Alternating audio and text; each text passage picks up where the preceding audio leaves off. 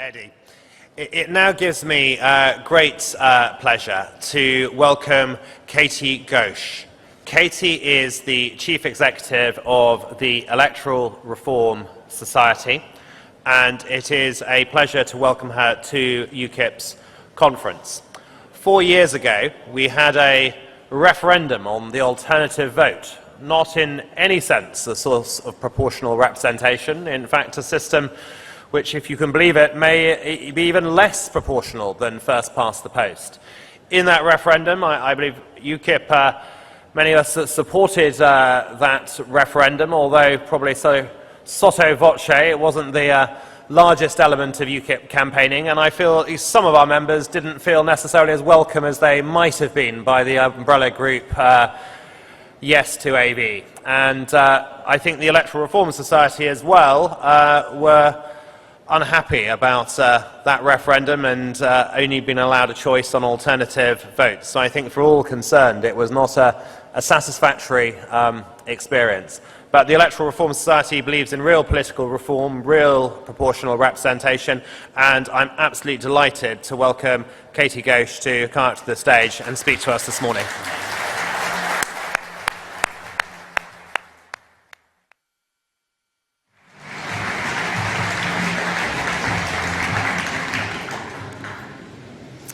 Hello conference, good morning. First of all, can you all hear me at the back and around the hall?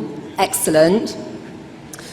Firstly, a huge thank you for inviting me today. It's a great privilege to be speaking to you. Thank you, Mark, for your strong leadership on voting reform and the wider political reform agenda, and for chairing this important discussion. At the Electoral Reform Society, we are passionate about building a better democracy and making our politics fit for the future. Over the last few years, we've been talking to more and more UKIP members, politicians and leaders, and we're now in a really strong position to work together towards our common goals. And that's in no small part down to the passion for a new way of doing politics shown by people in this party. Over the past year, we've seen a surge in UKIP backing for our campaign for a voting system where seats in Parliament match how people vote. I want to thank you for your support. It makes all the difference. The general election was a national scandal. You all know the figures.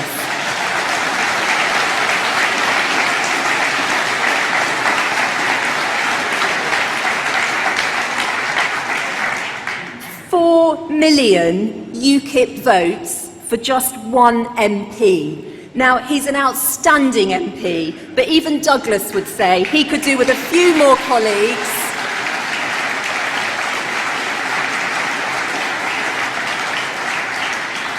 A few more colleagues to help him represent 14% of the voting public.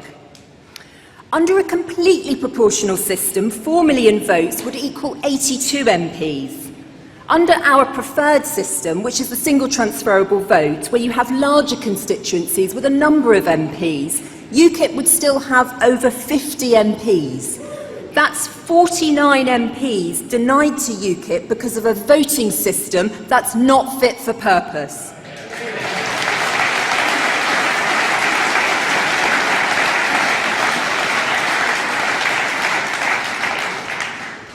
Put simply, UKIP and other smaller parties were cheated by first past the post on May 7th.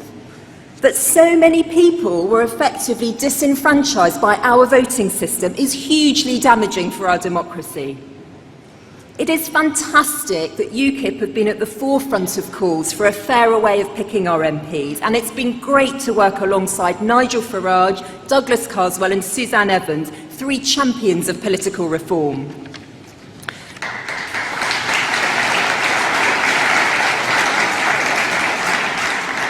They, alongside politicians from 4 other parties, the Greens, Lib Dems, Plaid Cymru and the SNP, were part of an historic show of unity just after the election, when 500,000 people signed petitions calling for seats to match votes. These parties presented those 500,000 voices for change to number 10 Downing Street. The response from the government was dismissive.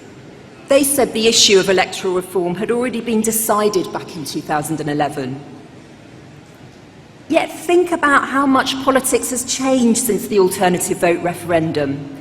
Back then, smaller parties weren't commanding such large chunks of the vote. Since then, we've seen parties outside the two so-called main ones surge to their highest levels ever in British history. In 1955, Labour and the Conservatives got 98.8% of the vote. In 2015, that figure was just 67%. People are shopping around, exercising their democratic choices. No longer are they tied to one of the main parties based on class or who their parents voted for. We have seen a democratic revolution in this country, a breakthrough for parties outside the mainstream, like UKIP, yet our voting system is locking them out. There is another way. It's time the two biggest parties recognise that times have changed and the voting system needs to change with them. It's time for a fairer electoral system.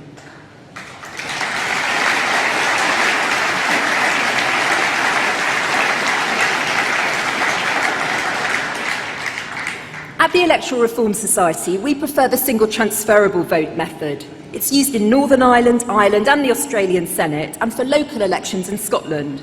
I want to take this opportunity to present to you a voting system which fairly represents voters, but also crucially doesn't break the constituency link. You still get MPs representing constituencies and not chosen from party lists.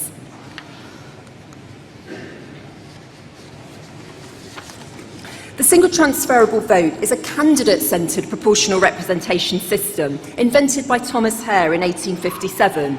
It's now used in Scottish local elections and in all elections in Northern Ireland except for Westminster ones, and it's used in a number of other countries around the world.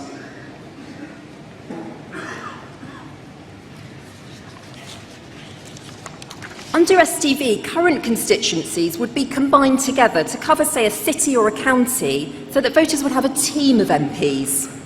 Rather than voting for a list, they would rank candidates of whichever or no party. It's their choice. Got a live example of a ballot paper for you here. So voters rank the candidates in order of preference, as you can see on this ballot paper. 1 for the person they prefer, 2 for their next best, and so on until the voter is ranked as many candidates as they wish. It's their choice. How many votes are needed to win a seat?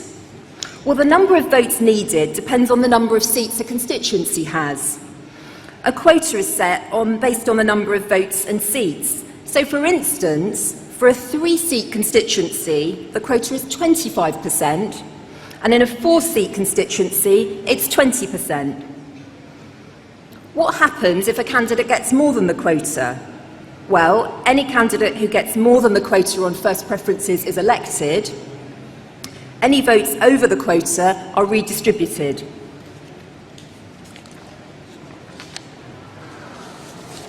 What happens if no candidate reaches the quota in that constituency? Well, in that case, the worst performing candidate is knocked out and their votes are redistributed. What happens next? Well, that process carries on until all the seats are filled. I'm just going to give you a little snapshot now. And this is really to show you that there are no wasted votes under this system.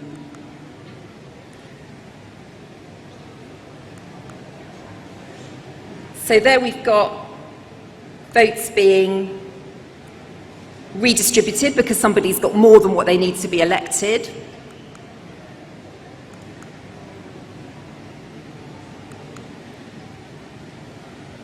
And anything over what's needed goes to voters' number 2 preference.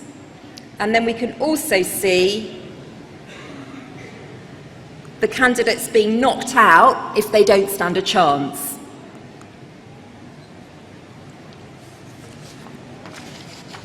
What are the strong benefits and what are the reasons behind us promoting this system, which, as I said, has been used for 2 sets of local elections now in Scotland, where voters and campaigners are increasingly familiar with it? I think one of the really important benefits is it retains the link. So the experience from Ireland suggests a really strong constituency link. Another reason is that electors have multiple representatives from which to choose, encouraging a sense of healthy competition. Something many of you have talked to me about is the distaste for party control, a distaste for party lists, where the party, not the voter, is in control. There are no party lists with systems, so voters have the choice. You can choose between representatives of a single party or change their rankings between candidates, regardless of their party representative. And of course, crucially, it's a proportional system. It also rewards candidates with broad-based support, candidates who go the extra mile, knock on more doors, talk to more people, who don't take their voters for granted. People often say to me, isn't it all a bit complicated? Voters do the voting, counters do the counting. All voters need to know is about ranking their preferred candidates. Who is their number one, who is their number two, and who is their number three? I just want to share some of the things that people have been saying about the system. So there's a quote here from a Scottish Labour candidate who says there are now no-go areas, they're knocking on more doors. And then somebody who's talking about a conservative-minded perspective and having the chance to have their voice really count. There's a really common theme at the moment in politics of people feeling that their vote is wasted, and under this system, votes don't get wasted, people's voices are heard. And then a Scottish voter saying, I'd rather have a mix of people I can go to, that sort of sense that they can pick and choose, and maybe there's somebody who would really champion an issue that they felt strongly about, that they could go to in their local community. And I'm just going to end with this quote from a gentleman from Liverpool. You don't feel your vote is wasted because every vote counts wherever you are.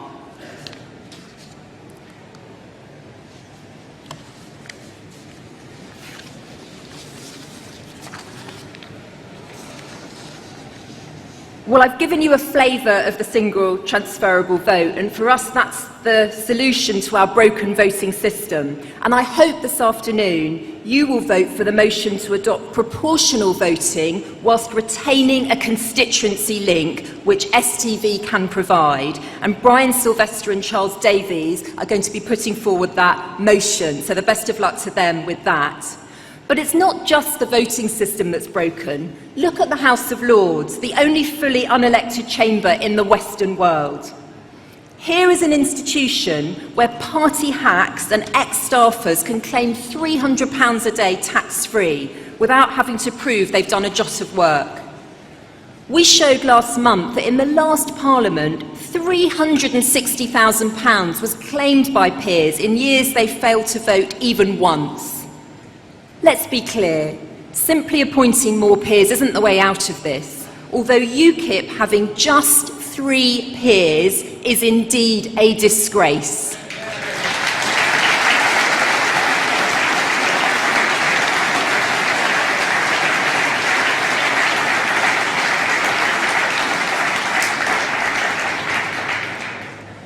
To rebalance the upper chamber strictly in line with the 2015 general election results would require the appointment of an additional 723 members, and that's clearly absurd. So what we need is an elected House where people can kick out those who have failed to represent them. It's time for major reform so we can open up the light of day on this unaccountable and crumbling chamber and, crucially, elect it using a just voting system that isn't a party stitch-up. Measures like these, a fairer voting system and elected lords, would be the first step on the path towards a better democracy. I know that UKIP members believe politics should be better than it is. I know you often feel that the system is rigged against you. I know you can also see the transformation these and other reforms could have on our democracy. So let's join forces to fight for a better politics. Together we can fix our broken establishment and build a better democracy. Thank you. You didn't frankly have the balls to put country before party.